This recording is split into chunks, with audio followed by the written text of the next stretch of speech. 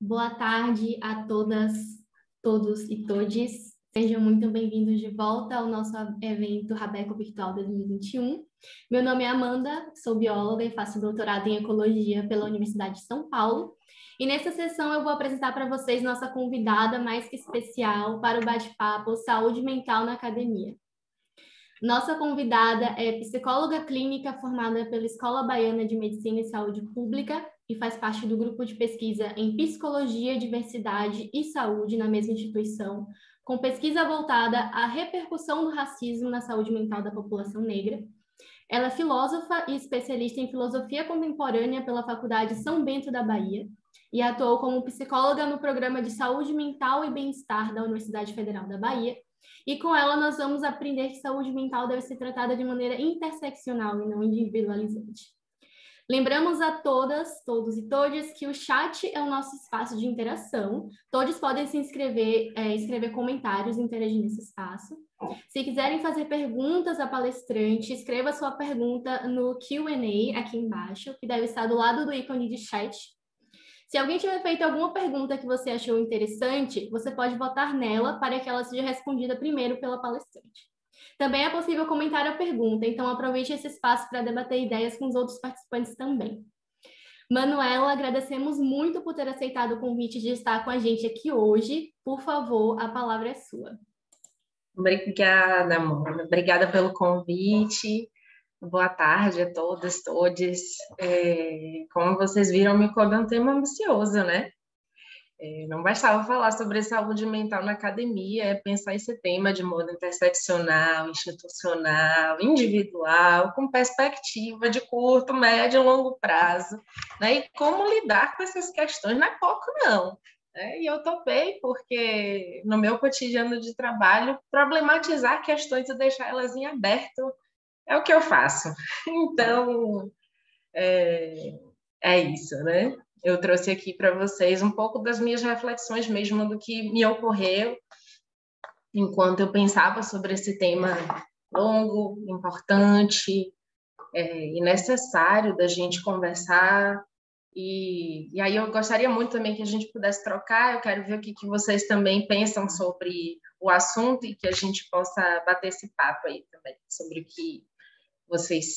que chega a vocês, né? E acho que o primeiro ponto que eu gostaria de começar a levantar um questionamento é isso que chamamos de saúde mental, né? E é muito do senso comum a gente entender saúde mental como ausência de doença, que é uma perspectiva muito da medicina, né? E de como a medicina cuida da sua prática, né? E a gente espera e como a gente vai no âmbito psi também, esperando, né, que chegue um momento da vida que a gente não precise lidar com questões nenhuma de sofrimento, como se a gente fosse chegar num ponto da vida em que nada vai afetar ou a gente não vai ter nenhuma questão para lidar. E aí é por isso que também chamamos, né, das ações e programas de atividade, assistência e prevenção a sofrimento como ações de promoção de saúde mental. E aí isso também é delicado, né? E é importante a gente parar e refletir sobre isso. Então, quando a gente olha para o conceito de saúde mental, ele precisa estar em níveis, né? Que é pensar ele no nível individual, né? Mas também pensar ele na sua escala maior. Ele precisa ser um conceito que venha ampliado, que a gente pense na saúde mental desse modo subindividual, individual, mas também saúde mental como um social saudável, né? A saúde mental está diretamente ligada a um social que possa ter qualidade de vida, né? Que implica não só o emprego e a satisfação no trabalho, né? Assim, é preciso pensar essas duas coisas juntas, por exemplo. Uma vida cotidiana significativa, que também é subjetivo e complexo de pensar, pensar a participação social, lazer, qualidade das redes sociais, equidade. Então, isso faz com que a gente perceba, né, e se questione sobre quem é que tem saúde mental, E como é que é possível ter saúde mental? Se saúde mental se refere a isso tudo, né? Que eu falei que não é pouca coisa. E aí é onde a gente percebe, né, que saúde mental ela está ligada à emancipação de um sujeito político. E a gente precisa pensar nesse conceito dentro dessa dimensão, né? E quando a gente pensa também que estamos inseridas em uma sociedade capitalista, machista, racista, e que a academia tem suas contas pagas, né, pelo Estado, e a ciência dentro da universidade, em um determinado momento da nossa história, e se insere na produção, né, científica, tecnológica para o mercado ou para o Estado, né? E fica assim submetida a essa lógica também. E quando a gente percebe, né, que ela está inserida dentro deste contexto, ela é um braço do Estado. E aí a gente sabe exatamente que tipo de sofrimento que vai ser gerado e reproduzido nesse espaço, né? Na minha experiência no acolhimento individual, como a Amanda me apresentou no início, né? Na universidade pública era possível notar como as estruturas de poder, né? Causavam sofrimento às pessoas com classe social menos favorecida ou pessoas que não eram brancas, né? Sempre que era posto dentro da universidade os níveis culturais e epistêmicos praticados e esperados pelas classes mais favorecidas, era possível notar a linha abissal que determina as categorias hegemônicas de sujeito, raça, língua, conhecimento, as quais propiciam, de um lado, um ideal de homem moderno, né? E do outro lado, uma categoria inferior, de forma subalterna, silenciada, e essa forma silenciada de ser no mundo, né? Também é o que se espera. Como romper com isso, que é uma condição esmagadora, né? De uma subjetividade, principalmente quando se pensa que a pessoa está adentrando a universidade para justamente poder, né, trabalhar, atuar, pesquisar, enfim. E aí você entra num espaço que vai reproduzir algo que vai, enfim, que potência que é possível também, né, ser construída depois desses lugares estarem muito bem marcados neste espaço. E eu não diminuo a importância de um serviço de psicologia dentro das universidades, mas quando a gente pensa em questões estruturais, será que é o serviço de plantão psicológico que vai dar conta, né, de tanto sofrimento? E é muito comum colocarem isso no colo da psicologia como uma coisa que faça terapia, né? Todo mundo precisa fazer terapia. E a gente não problematiza o antes, né, ou a estrutura. Bom, e diante disso, a forma de lidar com problemas estruturais é com enfrentamento, não tem outro caminho, né? Formação de outras lógicas de vida, disputar narrativa, é dessa forma, né? E mesmo que a gente veja o tempo todo as estruturas de poder se reinventando para realizar apagamentos, por exemplo, o que a gente viu com as cotas, né? No projeto inicial das cotas, elas tinham um tempo de entrada e um tempo de saída. E hoje em dia a gente ainda discute a entrada das cotas em alguns espaços. E aí, quando você vê o governo que a gente tem hoje, o reflexo dele é também a gente vê que o Enem teve o menor número de pessoas não brancas inscritas neste Enem, né, superando uma marca de décadas. Assim. E aí a gente vê exatamente o que é que está se disputando dentro da universidade. A gente sabe exatamente que estrutura de poder é essa que a gente está falando. E aí não tem como não ter enfrentamento, né?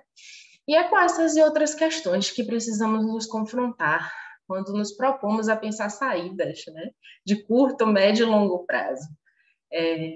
E aí a gente precisa se implicar, né? E pensar o que eu faço para ter a sociedade que eu quero viver, e sim do lugar onde cada um de vocês que me escutam estão. Vocês podem sim pensar estratégias de enfrentamento, pensar também o autocuidado, né? Que não é pouca coisa, Porque quando a gente está inserido em uma sociedade como essa, a gente é força, né, de trabalho servil, assim, aí a gente acaba não sendo pessoa.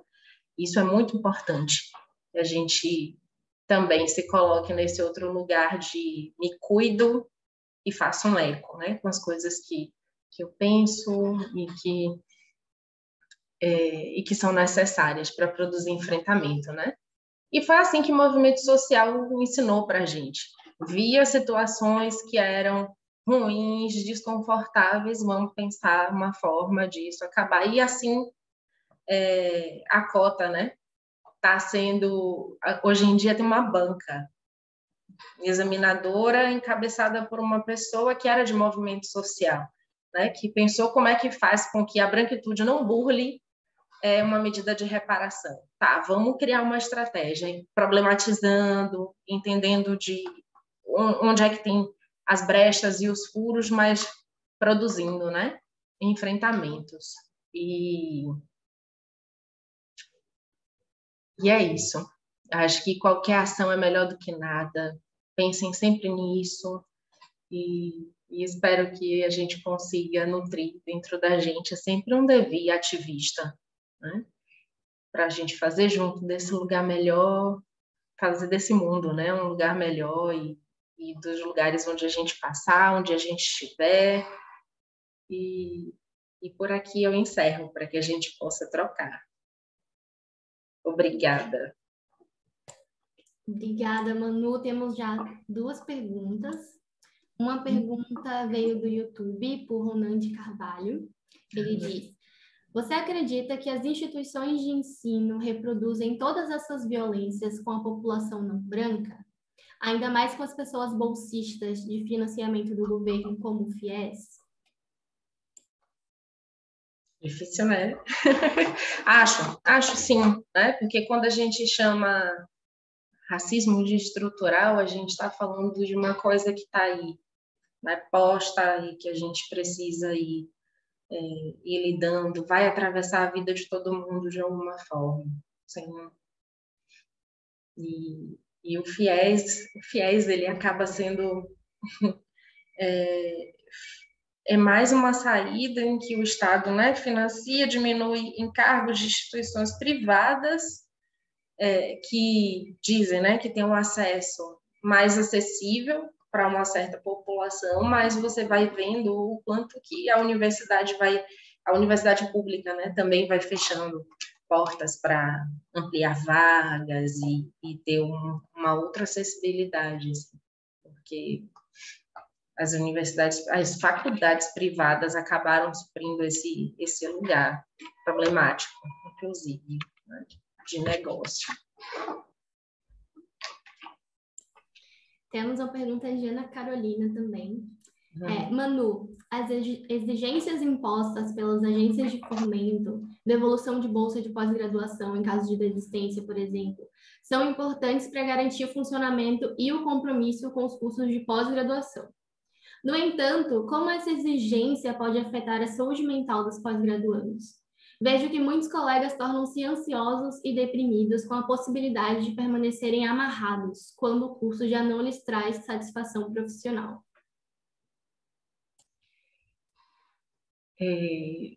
Ouvindo essa pergunta, eu pensei em uma situação, né? Como é que tem acontecido o fim da graduação? Eu lembro que lá no governo Lula, né, depois do ProUni, as pessoas se formavam e não tinha mercado de trabalho, né, para inserção. Veja, que artimanha bem feita, né? Então, assim, se a questão antes era ter nível superior para poder adentrar o mercado de trabalho, quando a gente vai pensando isso de outras formas, né?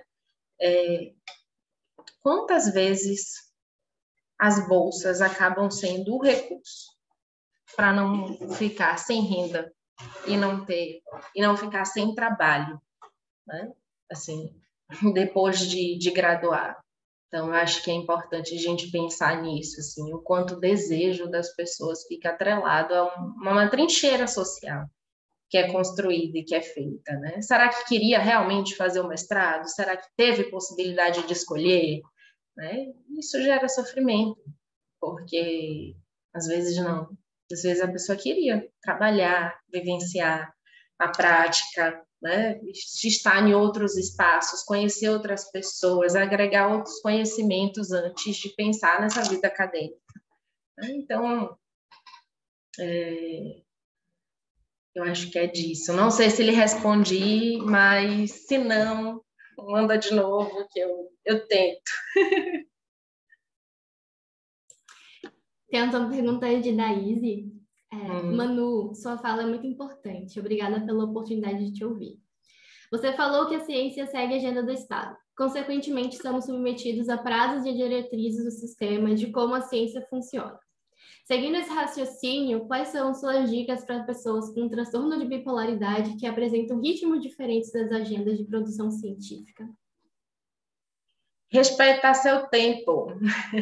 E isso não é fácil, né? Porque isso demanda uma autorização, demanda que a gente faça uso dos equipamentos que a universidade oferece, que tire licença, né? De que tenha o tratamento custeado, né? pelo Estado e que use, né, dos equipamentos, assim. E eu acho que com relação aos prazos é briga, né? E aí que a gente nunca faça isso de uma forma sozinha, isolada. Que isso também é um ponto de enfraquecer e fazer com que a gente desista, né? Não tem uma pessoa só com sofrimento mental grande dentro da universidade, né? Então, é hora de juntar, de repensar, ou tira a licença e perde a bolsa, como é que pode, né? Então, tem muita coisa para se brigar. Eu acho que não dá para a gente também sofrer só, tem que se juntar. Sim, muito importante, o coletivo. Uma pergunta de Regiane. Ela diz: Oi, Manu, excelente fala. Muito importante falar que a saúde mental está interligada ao contexto social. Por muito tempo, a universidade foi um local exclusivo. Hoje é menos, graças a uma série de políticas afirmativas, mas ainda estamos longe de transformar o ambiente acadêmico. Como as instituições podem contribuir para amenizar os danos sobre discentes e docentes e como nós, discentes, podemos contribuir para uma mudança transformadora nesse espaço? Dar voz àquilo que pesa, né? Tem aquela conversa de corredor que hoje eu não sei mais como é que está acontecendo, né? Mas naquela conversa de corredor que estava todo mundo se queixando da mesma coisa, né? E a gente vai vendo assim o quanto de tempo tem de repetição também de certas formas de ser formas vaidosas, arrogantes, desnecessárias, que vão sendo reproduzidas como elemento de distinção, elemento de distinção social também. Isso acaricia às vezes as nossas próprias vaidades e a gente vai sustentando essas coisas. Eu acho que é importante a gente olhar para onde é que a gente está, o que é que a gente quer mudar, né, dessas situações, assim, e fazer frente. Acho difícil que a instituição faça essa mobilização, né? Porque não aperta nela. Mas eu acho que precisa ser provocada nestes pontos, né, que incomodam o coletivo. Sim. Pergunta do YouTube de Otoniel Lima. Mediante toda essa situação pandêmica que se instaurou no mundo, passamos a perder o referencial de lar como lugar de descanso? Será? E aí? Essa é uma questão que é de se pensar, né? Porque fizemos uma dobra de tempo importante com a pandemia, né? Ia acontecer? Ia, né? A tecnologia está aí e a gente ia, em algum momento, mudar a nossa forma de se relacionar com as coisas, mas já tinha um trabalho remoto, né? Já tinha também a terapia de forma virtual, a gente já tinha outras práticas, assim, à distância, e mas não com essa intensidade, né? Eu acho que vale a pena a gente olhar para esse lugar, né, que é casa, e para tudo que está na nossa volta, porque aqui eu falei, né, sobre essa coisa maior do Estado, né, mas a gente também precisa pensar nesse mini Estado que é a nossa família, que é a nossa casa, e como é que a gente faz gere com cuidado as nossas questões, né? E eu acho que a casa é um lugar importante para a gente olhar, cuidar e se sentir bem. Sim. Pergunta de Ronan Carvalho. Você acredita que a pandemia deixou mais claro a forma desigual que as instituições de ensino tratam o estudante, além das faculdades, escolas também, vide a necessidade de internet e computadores? Com certeza, com certeza. A pandemia escancarou tudo, né? Tudo, todas as mazelas, todas as problemáticas sociais e são essas pessoas, né, que não conseguiram sustentar a universidade de uma forma virtual. A gente já tem uma outra questão também, que é a familiaridade, né, com equipamento de tecnologia. Isso também é muito novo, né, e tem uma galera que uma vez eu fiz uma fala para a Conexão Malunga, e elas problematizam esse tema, né, do acesso à comunicação e como é que... E aí a gente vê um abismo do tamanho desse que quando a gente vai pensar o básico, né, na vida das pessoas, que é pessoas hoje morrendo de fome. Assim. Então, é gritante as diferenças e as diferenças culturais. A gente lida como se só existisse a cidade, né? Como se não tivesse os povos ribeirinhos, quilombolas, os povos originários, como se essas pessoas não tivessem dentro da universidade. É isso, né? O discurso é esse, de apagamento. Sim, tem uma pergunta minha agora. Existem algumas pesquisas que mostram que dentro da carreira acadêmica, né, tem uma maior incidência de problemas de saúde mental.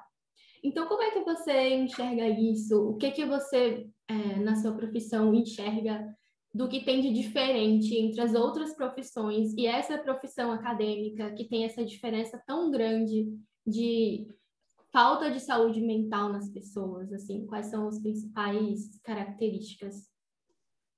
Eu penso o seguinte, cada contexto, dentro desse contexto maior, que já é desigual, desrespeitoso, violento, ele vai gerar as suas mazelas, assim. Eu fico preocupada com uma coisa que é muito psicopatológica, assim.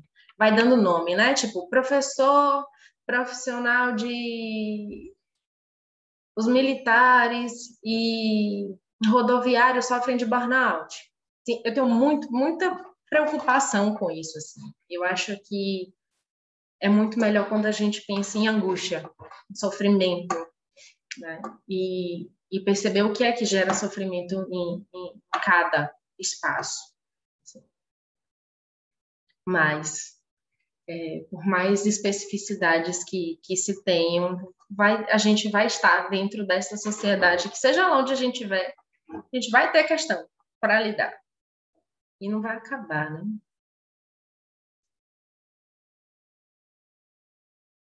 Não sei se lhe respondi também, mas... Tá bom, a gente pode ir começando, né? Bate-papo, a gente vai trazer as perguntas de outras pessoas, aí depois eu retomo, se eu achar interessante. Temos uma pergunta de Regiane. Sim. Como poderíamos melhorar essa relação casa-trabalho quando a nossa casa se tornou local de trabalho, descanso e lazer? Isso me perturba, porque é muito difícil desvincular. E agora parece que trabalhamos em tempo integral, o que nos deixa muito vulneráveis emocionalmente.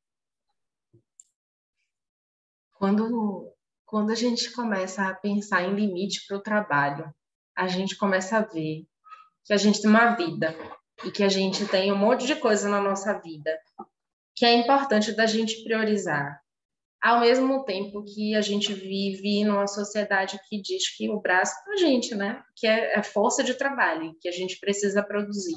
As pessoas à nossa volta vão sempre falar dessa parte, né? De uma produção intensa. E eu lembro de quando eu comecei a estudar psicanálise, assim, que eu via as pessoas a semana inteira dentro das escolas. E eu dizia assim, e o resto? E o resto da vida faz o quê se você passa? Tinha atividades diferentes durante a semana, o seminário de formação permanente dia de quarta-feira, as pessoas atendiam, né? Porque a maioria estava inserida, de fato, né? Numa rotina de trabalho. Então, era trabalho e estudo a semana inteira. Eu falei, gente... E a gente, na psicanálise, estuda a mesma coisa, né? Sempre. E eu achava aquilo, assim, surreal. Mas, e quando você vai olhando as engrenagens da vida, assim, é importante a gente ver, né? Que lugar é esse que a gente está dando ao trabalho, dentro dessa lógica, né? De mais dinheiro e como é que a gente está fazendo uso dessas coisas, enfim. E eu acho que também mexer nesse ponto parece que não vai sobrar nada quando a gente começa a mexer no quesito trabalho na vida, né? A gente vai morrer de fome, que a gente não vai ter casa para morar. E eu acho que todos esses fantasmas também estão atrelados a essas coisas que são macro, né? À medida que a gente vai vendo corpos como os nossos, morrendo de fome, não tendo onde morar, né? E por aí vai, eu acho que reedita uma coisa, mesmo que não seja expressada ou muito consciente, mas comunica. Sim, comunica. Pergunta de Fábio André no chat. Manu, parabéns pela fala. Como as instituições e os PPGs estão preparados para também incluir pessoas com mais idade? Pessoas com mais idade, que já possuem uma boa experiência. Fiquei confusa aqui. Ô, Fábio, você pode reformular sua pergunta, por favor? E aí eu vou olhar as outras perguntas aqui e eu volto para você, tá? Pergunta de Rafael Menezes. Manu, com relação ao acolhimento das pessoas dentro da pós-graduação, quais as principais posturas e estruturas que os programas de pós-graduação podem pautar, de forma institucional mesmo, para que as pessoas de grupo historicamente apagados sintam-se fortalecidas na construção da própria história de vida e carreira? Veja, né? Eu queria muito que alguém aqui que tivesse nesses espaços dissesse, né? De suas dores, eu acho que era isso. Que seria importante da gente ouvir, assim. Porque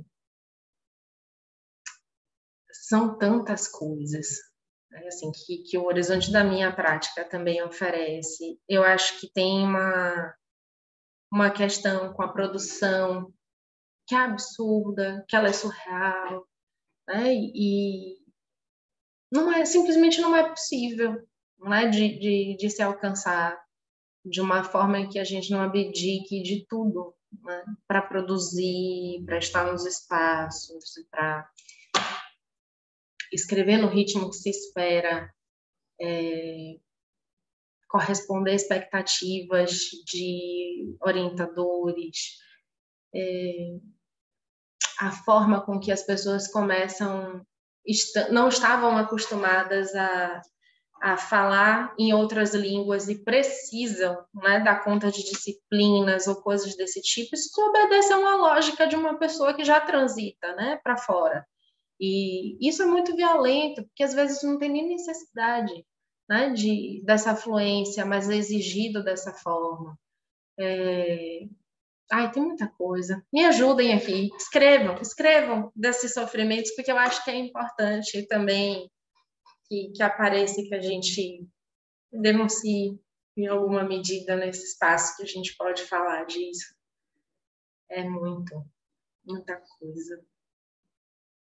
Escrevam aqui no chat, galera, a opinião de vocês sobre isso. Eu vou falar aqui que o meu sofrimento psíquico do momento é a gente estar ser financiado pelo CNPq, pela CAPES, pelo órgão que seja, e a gente não ter férias, não ter 13º, não ter nenhum direito trabalhista e ter um contrato de 5 anos. Quem em 4 anos não vai tirar férias?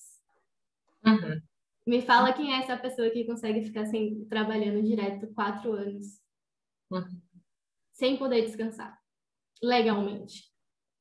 Então, vou dar a minha contribuição aqui, meus 2 centavos para a conversa. Falem no chat o que vocês acham. É isso. A próxima pergunta é de João Paulo. Oi, Manu, obrigado pela fala. De que modo podemos acessar os diferentes tipos de violência que pessoas negras sofrem em ambientes acadêmicos? A dúvida surge partindo da perspectiva de que estamos em um ambiente em que diversos tipos de violência foram normalizados.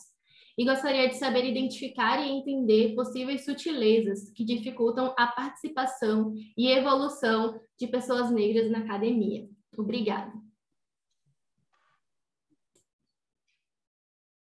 Pelo que eu entendi, ele não é uma pessoa negra, é isso? E gostaria de acessar perguntando. Pergunta, você está bem? Mas é perguntar se você está bem e tem a intenção de escutar, né? O que é que a pessoa realmente tem para dizer. E a gente precisa abrir os ouvidos, né? E, inclusive, esse mês, né? Esse mês de setembro, a gente tem uma campanha que precisa de ser reavaliada. Ela é importante, mas precisa ser reavaliada na sua forma. E quando a gente vai pensando nessa coisa multifatorial, que eu nem gosto de falar do suicídio, né? Mas são formas de morrer que a gente tem na vida, né? A gente precisa pensar que, estando em coletivo, a gente precisa se responsabilizar, né? Tanto pela nossa vida como pela vida de quem está perto, abrindo os ouvidos, assim, para poder escutar as outras pessoas, né? Escutar onde afeta, o que a gente pode fazer de onde a gente está. Né? Se professor e gostaria de entender, tirar um momento para perguntar, e aí, como é que vocês estão? E a depender do que houve, poder criar estratégias, poder dizer também de como que percebe, o que é que pode fazer de modificação, se orientador, a mesma coisa. Mas a gente não pergunta não, porque a gente não quer saber. É verdade. E escutar para transformar, né? Porque cada um tem seu próprio contexto, sua própria narrativa, sua própria vivência. Então, é importante esse lugar de escuta para a transformação. Gabriela tem uma pergunta. Muito obrigada pela sua fala, Manu. A academia tende a normalizar o trabalho excessivo, a falta de limitações entre espaço e tempo. Então, quais formas ou dicas você pode nos sugerir para que possamos administrar melhor nosso tempo em relação às demandas acadêmicas, como aulas, leituras e produção, e demandas pessoais? Eu acho que conversa com o que você falou, né, Amanda? Olha a exigência que é feita, né? De que não exista para além desse espaço. Não dá. Não dá para ficar confortável naturalizar isso, não, viu? Essa é a dica que eu dou. A gente costuma naturalizar sofrimento, a gente costuma achar que isso também é uma artimanha do discurso, né? A gente acha que as questões estão isoladas no nosso corpo, porque elas não estão ditas, mas elas são silenciadas, né? Para que não sejam ditas e para que fique esquisito. É para isso, né, que existe as desigualdades, e é para isso que se escanteia as outras classes sociais, né, dos espaços, para que seja sempre uma coisa na nossa cabeça, para que a gente fique sempre com a sensação de que é a gente que não está dando conta porque não se esforçou o suficiente. E não é. Essa arte é de dominação.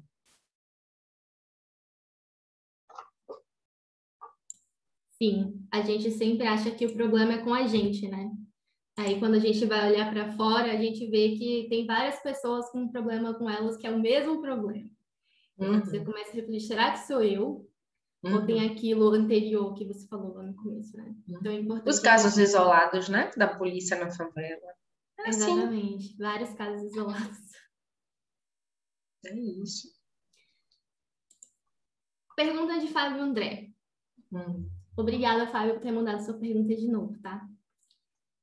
Como as universidades e principalmente os programas de pós-graduação estão preparados para incluir pessoas com mais idade? Pois essas pessoas já possuem uma experiência de trabalho e de vida.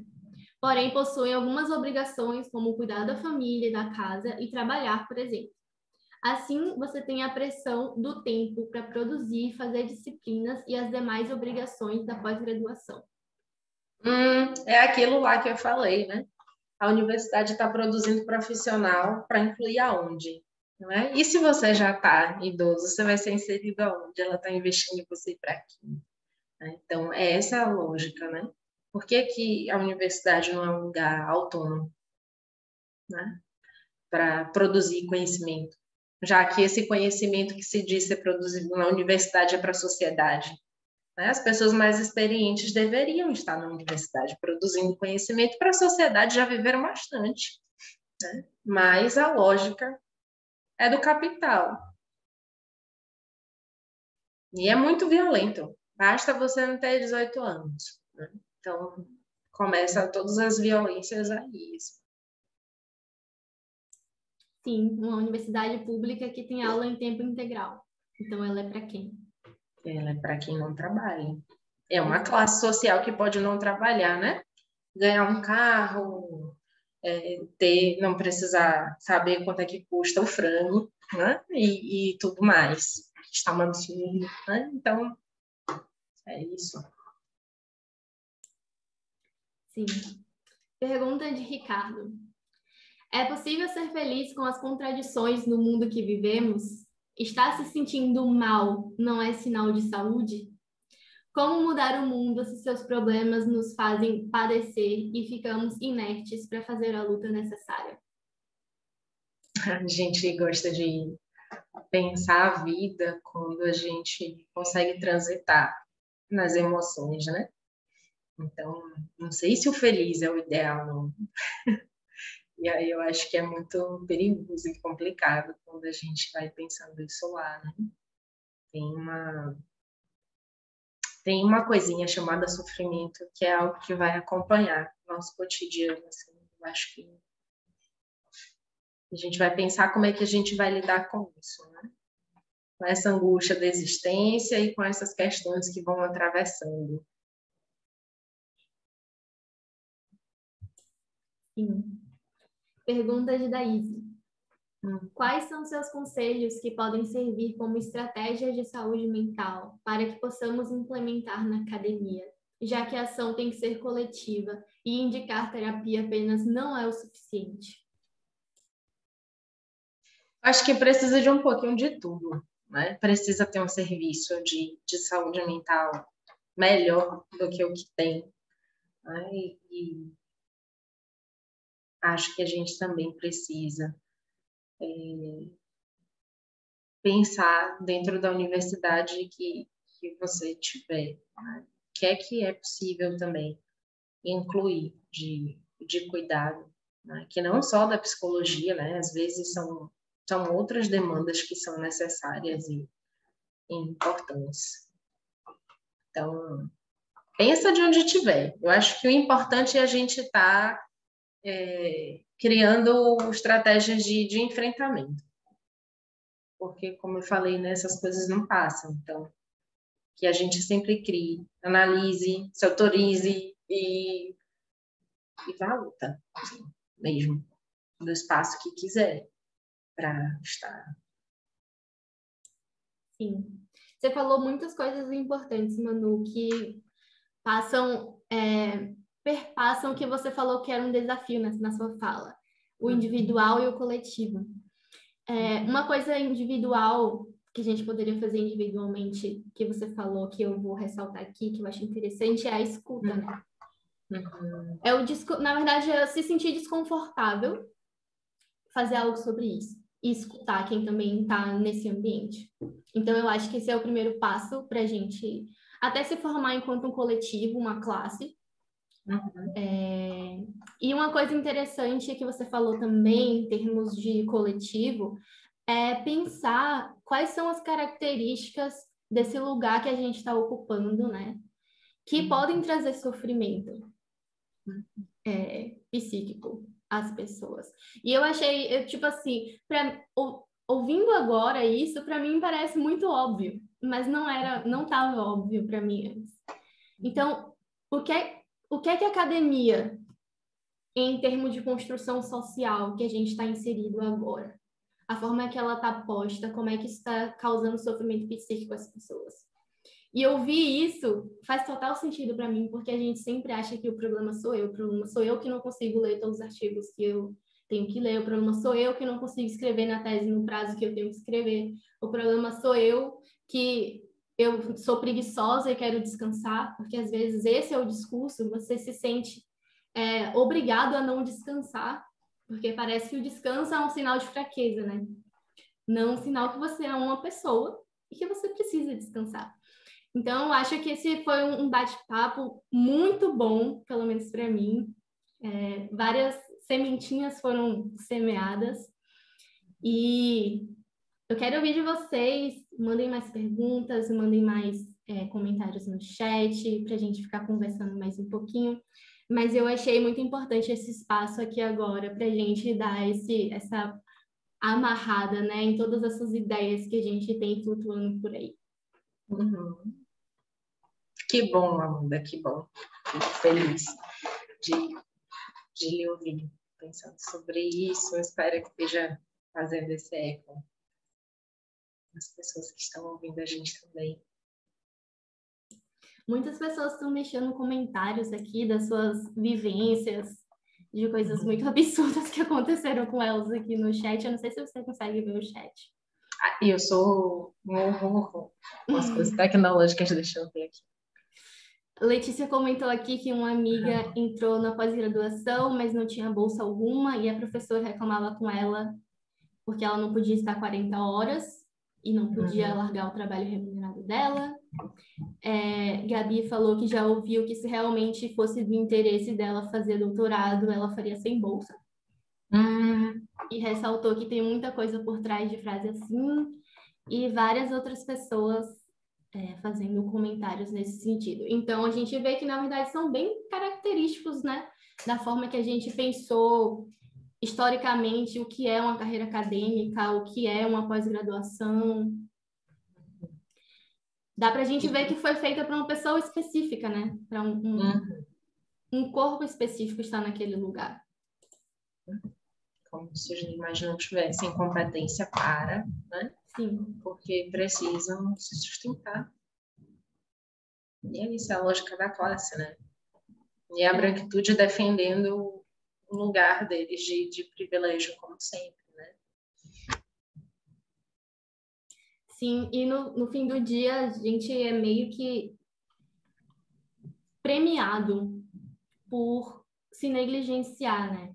Porque a pessoa dorme 3 horas por noite, dá conta de trabalho científico, orientação, cargo administrativo e várias coisas, mas tem que produzir aqueles 5 artigos por ano, e aí você vai ganhar X a mais no seu salário, porque você vai progredir na sua carreira. Só que, e todo o sofrimento psíquico que essa pessoa passa para conseguir isso, né? E isso é o normal, isso é o esperado. E sabe o que acontece? Às vezes as pessoas terminam, pegam a titulação e paralisam. Porque a carga de sofrimento foi tão grande que depois que você pega um pedaço de papel, ele não vale a pena, sabe? Porque não teve sentido no meio disso, né? De tanta violência que se atravessa. E o parabéns, que bom que você se esforçou. Isso é muito violento. E a gente vai ouvindo isso desde a graduação, né? É muito violento. Muito violento.